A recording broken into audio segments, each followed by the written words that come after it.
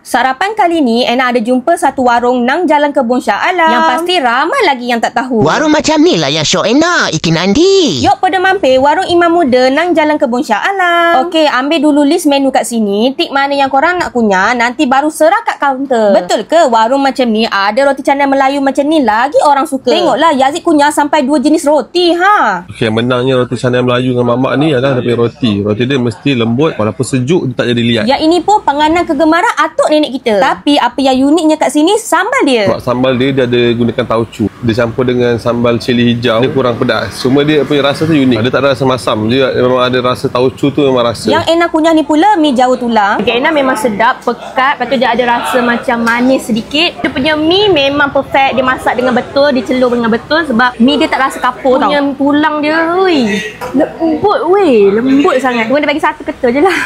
2 ketul ni pula panganan yang sesuai kunyah untuk tengah hari. Serius, Ena sangat-sangat sarankan korang kunyah nasi tomato ayam bawang ni. Okey, nasi tomato dia tu guna nasi biasa, tapi rasa dia not bad bagi Ena. Tapi bila dia blend sekali dengan ayam, tu ada crunchy-crunchy daripada bawang goreng. Memang marem weh. Selain panganan berat, kuih-kuih tradisional pun ada kat depan ni. Nak panganan berat yang dah dibungkus pun ada. Boleh lah nak buat bekalan ke tempat kerja. Bagi korang yang suka mangan dengan vibe warung, yuk cuba. Memang marem weh.